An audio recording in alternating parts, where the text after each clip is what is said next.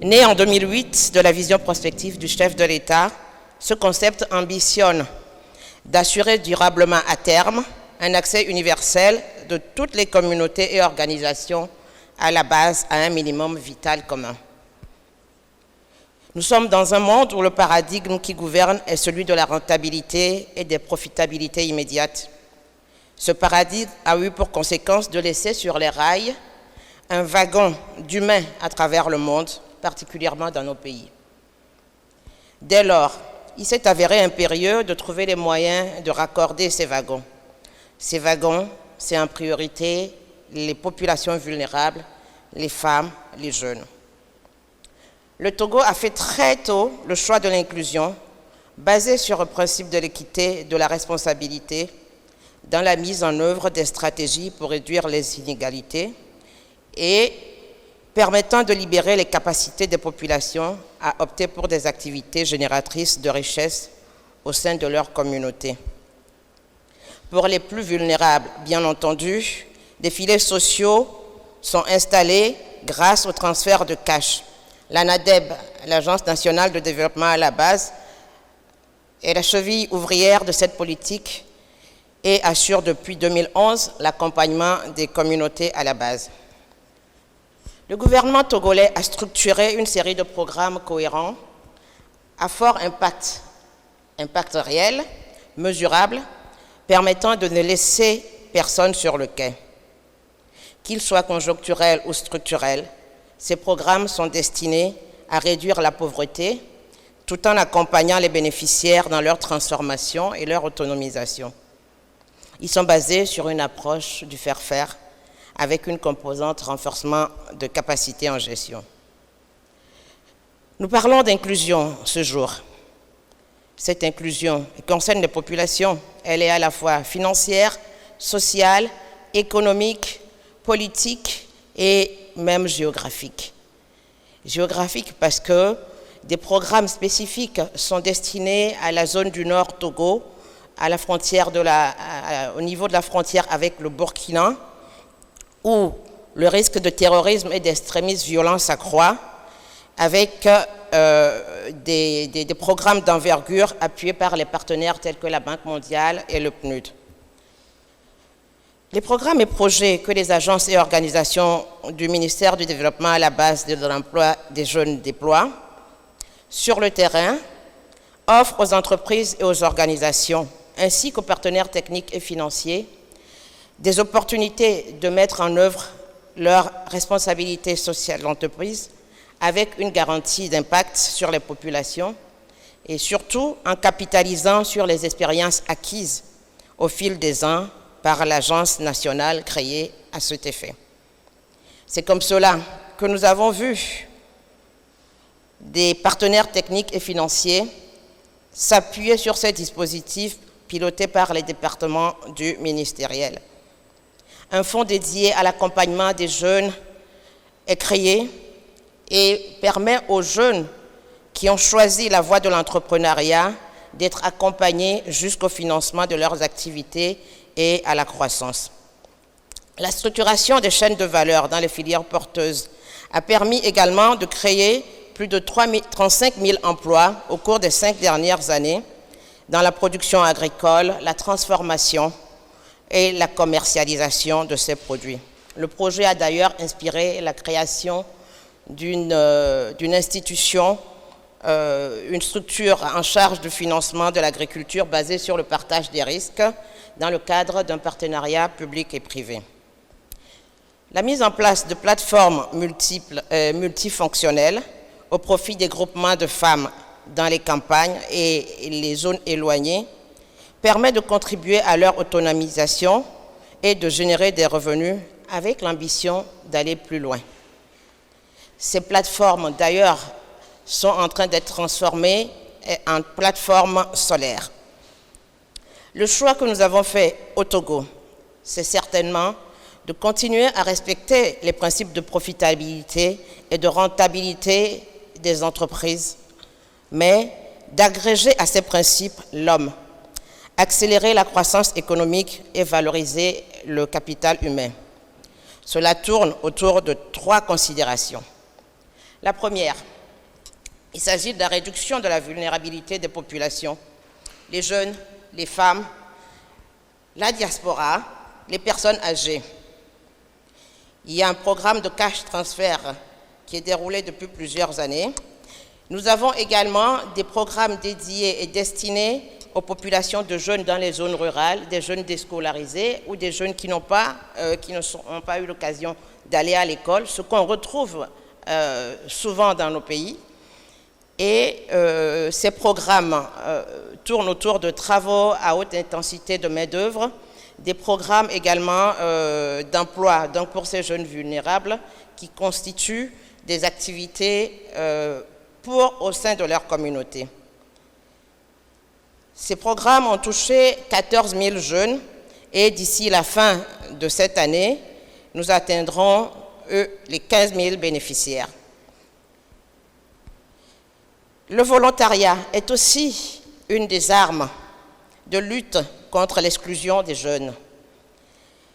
L'agence de volontariat recrute des volontaires. En moyenne, 4 000 jeunes sont employés par an et recrutés pour une durée d'environ 4 ans. Le volontariat d'engagement citoyen est, à mon sens, le volontariat, la plus belle forme de volontariat, permettant à des jeunes des villes et campagnes de contribuer à des travaux d'intérêt commun pour l'amélioration du cadre de vie. La finance inclusive est aussi un des volets de notre lutte contre la pauvreté et l'exclusion. Une agence créée depuis plusieurs années vise à renforcer et à créer les conditions optimales pour permettre aux acteurs décentralisés de la microfinance de satisfaire de façon permanente aux besoins de produits financiers de proximité exprimés par les communautés n'ayant pas accès au financement classique. Près de 1 700 000 personnes ont bénéficié à ce jour de ce programme qui leur permet d'initier des activités commerciales et autres. Résultat des courses, la pauvreté a reculé au Togo. Même si cet effort a été mis à mal par les effets collatéraux de la pandémie mondiale, nous avons réussi, avec le peu de moyens que nous avons, à toucher, grâce au programme Novici, où s'est invitée la digitalisation, une bonne partie de la population. Ce programme visait à soutenir tout citoyen togolais éligible ayant perdu son revenu en raison de l'adoption de mesures de riposte contre le coronavirus. Il est destiné à se poursuivre pour continuer à soutenir, grâce au digital, les populations vulnérables du Togo. Nul doute que ces dispositifs et mécanismes existants ont contribué à la résilience des populations et favorisé la riposte sanitaire et ses conséquences économiques sur les populations. L'économie solidaire, c'est aussi la mobilisation de près de 15 000 artisans par le gouvernement à travers leur organisation pour la production de 13 millions de masques, réduisant ainsi l'utilisation des masques chirurgicaux dont nous connaissons la nature fossilisante. Nous nous engageons dans la promotion de la culture du travail. Il faut adopter des solutions structurées et cohérentes, adaptées aux différentes populations pour répondre aux exigences de nos propres choix. L'exode rural est l'une des grandes plaies, les plus grandes d'ailleurs, de nos sociétés au cours des dernières décennies, avec son lot de conséquences sur l'emploi et l'employabilité des jeunes dans les villes. Au Togo, nous avons choisi le développement endogène. Pour éviter que cette brave jeunesse ne construise ses rêves qu'autour des capitales, le ministère du Développement, à la base, crée au sein des communautés dans les villages un écosystème qui respecte leur environnement et les établit dans un modèle de transformation socio-économique positif. Ça vous intéresse certainement de savoir de quoi il s'agit. Le Togo veut bâtir son développement sur ses atouts, l'agriculture, le développement d'une agriculture moderne basée sur la carte de fertilité des sols, la création de zones agricoles aménagées prioritaires permettra de créer des emplois dans les zones rurales et encourager aussi l'agriculture biologique, une agriculture qui préserve la nature. Ce qui amène à mon troisième point. La troisième considération, la nature. La nature est notre mère nourricière. Nous subissons des dégradations issues de déchets de toute nature, conséquence du choix de nos économies modernes, inspirées de celles des pays dits développés. Pour établir cet équilibre nécessaire et vital, le gouvernement a pris l'engagement de planter des arbres, 1 milliard à l'horizon 2030. Plus d'énergie propre pour créer des emplois verts en partenariat avec le secteur privé. Et vous noterez la construction d'une centrale solaire dans le centre du Togo, à Blita, qui a été inaugurée au mois de juin.